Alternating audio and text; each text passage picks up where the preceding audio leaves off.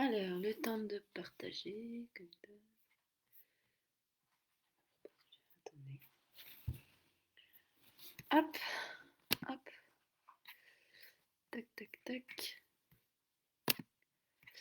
Voilà.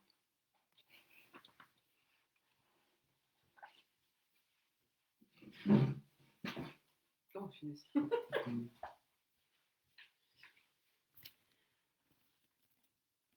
Non, je rapprocherai les produits. Voilà. Et bonjour tout le monde. Bon, je ne l'ai pas annoncé parce que je me suis décidée un peu tard sur ce que j'allais faire. Et que de toute façon, j'aurais aimé faire l'atelier en direct, mais bon, c'est vrai qu'il faut acheter des ingrédients, tout ça. Je me suis dit, tout le monde n'a pas forcément ça à la maison. Donc, c'est pas grave. Si jamais vous voulez le faire, vous pouvez tout à fait. Je mettrai le replay sur mon profil et toujours sur ma page YouTube Morgane Pronost.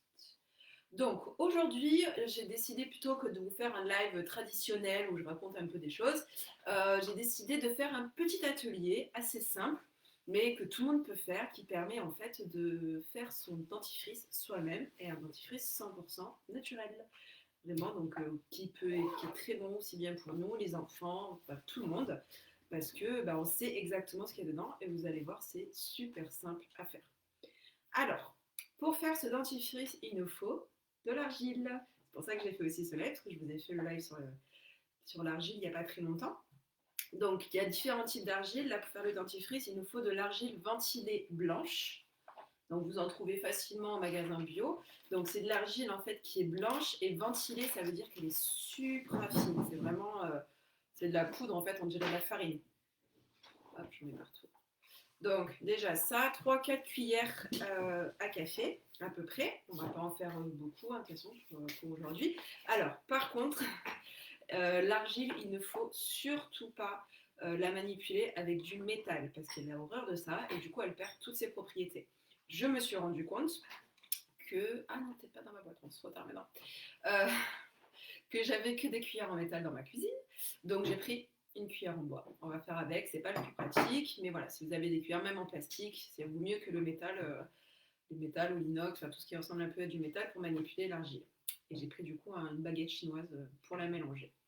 L'argile, on va y mettre de l'huile de coco. Donc là, l'huile de coco, je viens de la faire chauffer 5 minutes dans un bain-marie, en fait, enfin, même dans l'eau directement pour qu'elle parce que sinon elle fige, comme en ce moment c'est l'hiver, il fait froid, donc du coup elle est figée. Donc là elle est liquide.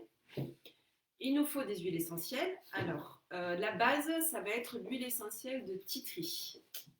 Pareil, que vous pouvez trouver en magasin bio, 100% pur, 100% naturel. Vérifiez bien quel est le petit label HEBBD ou un label équivalent, j'ai plus les noms en tête, qui prouve que c'est une huile essentielle de qualité. En fait, le titri, elle a une action cicatrisante et antibactérienne. Donc, ça va être vraiment la base de notre dentifrice pour qu'il nettoie en fait et qu'il enlève toutes les mauvaises choses qu'il y a dans nos dents. Et après, vous pouvez rajouter, alors soit vous pouvez laisser comme ça, sinon vous pouvez rajouter une autre huile essentielle pour le goût. Donc en fonction, alors vous pouvez utiliser des arômes naturels. Bon, moi là j'en ai pas parce que je pense que vous pouvez trouver des arômes fraises naturels, sans sucre évidemment, sinon ça ne peut pas aller dans le dentifrice. Donc pour les enfants ça peut être sympa. Vous pouvez mettre de l'huile essentielle de citron.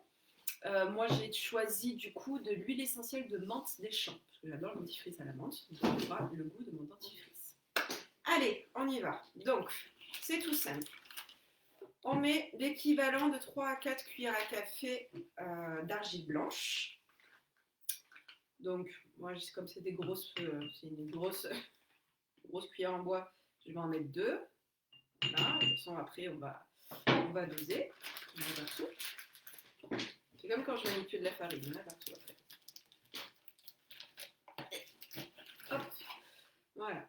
Ensuite, on va y mettre l'huile de coco. Donc là, j'ai pas vraiment de mesure. C'est pour ça aussi que c'est bien, même si on n'arrive pas trop à mesurer l'argile.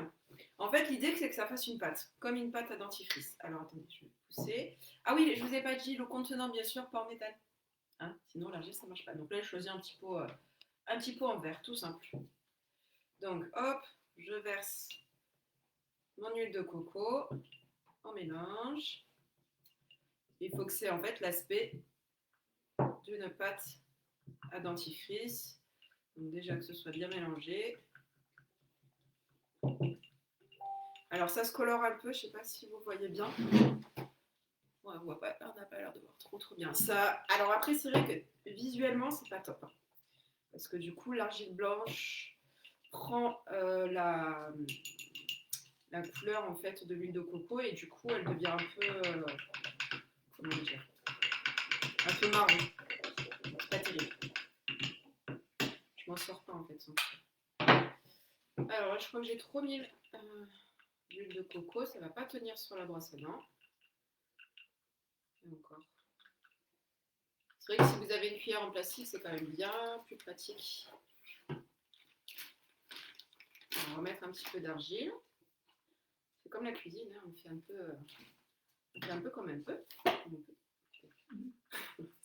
Quel loin qui rigole à côté. Ah, c'est sûr que lui, il fait les flash time, c'est pas pareil, hein, lui. Il n'a le compas dans l'œil, hein, dans les cuisiniers, c'est clair. Et moi, non, c'est pas la même. Mélange, mélange, mélange, mélange, mélange. Voilà, ça commence à être pas mal. Vous voyez? Hop. Attention, on va entendre. Et on commence à avoir vraiment l'effet d'une pâte. Oh, le bazar sur la table. Ouais, j'avoue. Mais en fait, j'ai mis de l'argile de partout. Hop. Voilà. J'ai un petit fouet. Ah non, il est en inox, ça marche pas. Vous voyez? Mais moi, je suis embêtée. Hop. Voilà. Bon, il y a encore un peu d'aigrumeau. Je le refouetterai en antenne, comme on dit. Et voilà. L'idée y est. Au moins, il tient sur le bâton. Vous voyez? Donc, ça veut dire que ça tiendra au moins sur la brosse à dents. C'est le principe. Donc là, ça sent la noix de coco parce que l'argile en fait blanche en elle-même n'a pas d'odeur. Donc là, on a notre base. En fait, notre dentifrice, il est presque prêt. Maintenant, on va l'aromatiser. Donc on commence par la base de tea tree. C'est la menthe. On va mettre à peu près 3-4 gouttes. Si j'arrive à l'ouvrir. Ouais, c'est bon. 1, 2, 3, 4. Bon, 4, 5. Hop, on mélange bien. Donc là, voilà. Là, on a... Ça sent bon déjà. Ça a une odeur particulière de tea tree. Ça peut plaire aussi. Hein. Mais bon, moi, j'aime bien la menthe. Donc là, on a notre base. Notre dentifrice, en fait, est prêt. Parce qu'on a le support qui est l'argile mélangée à l'huile de coco. Et l'huile essentielle de tea tree qui nous apporte le côté antibactérien et donc nettoyant. Et là, je vais juste l'aromatiser. Alors, après, le nombre de gouttes dépend aussi de l'huile essentielle que vous allez choisir pour l'aromatiser. Il y en a qui sont plus ou moins fortes. La menthe, alors là encore, c'est menthe des champs, elle est un peu plus douce. Je vais en utiliser, je pense, 3-4 aussi. Une fois, j'avais utilisé de la menthe poivrée, j'en ai mis que 2 gouttes. Le citron, pareil, peut faire 3-4, voire 5. Voilà. Dans tous les cas, ne dépassez pas 4-5 gouttes en fonction. Après, les arômes, honnêtement, je ne sais pas. Parce que je ne les utilise pas. Donc ça, il faut voir, je pense que ça doit être marqué sur le papier ou à tester, en fait, comme vous faites les gâteaux. Donc voilà. Donc, hop. 1, 2, 3, 4. Hop. Voilà. Ça, on testera ce soir. Ça sent pas assez la menthe.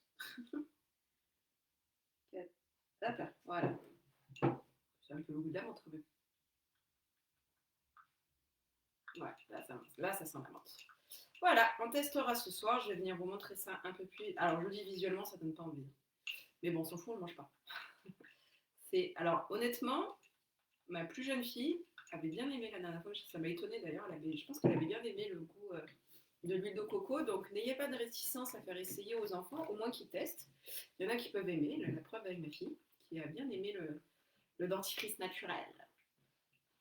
Et du coup, après, vous utilisez ça comme un dentifrice. Vous avez votre pot. Le pot, vous le laissez dans la salle de bain. Il n'y a pas besoin de...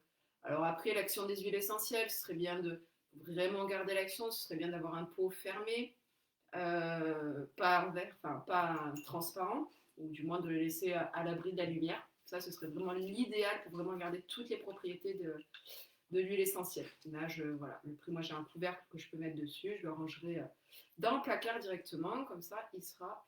Alors, ne faites quand même pas trop de grosses quantités, notamment vis-à-vis de ça, ce problème-là. Et aussi, nous, à la maison, on n'est pas équipés, en fait, pour faire des pots auxquels on enlève l'air. Je ne me souviens plus comment on dit.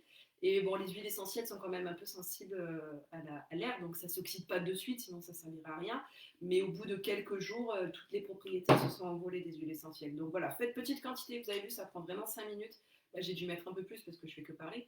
Mais ça prend vraiment 5 minutes, donc faites des petites quantités, comme ça il vaut mieux refaire souvent et avoir vraiment toutes les propriétés des huiles essentielles que vous mettez dedans, que d'en faire une grosse quantité et au final d'avoir quelque chose qui ne nettoie rien du tout. Voilà, allez, je vous montre. Hop. Toudoudou. Voilà. N'hésitez pas à me faire un retour si vous testez. Si vous testez avec d'autres goûts aussi, parce que je serais curieuse de découvrir d'autres goûts, si je vous testais les arômes naturels ou pas, chose que je n'ai pas faite. Et puis, comme d'habitude, si vous avez des idées, des choses que vous voulez que je fasse en live, bah, n'hésitez pas à me le marquer en commentaire, mon message privé. Peut-être que ça fera l'objet d'un futur live. Je vous dis à bientôt, et puis passez une excellente soirée et un très très bon week-end. Ciao!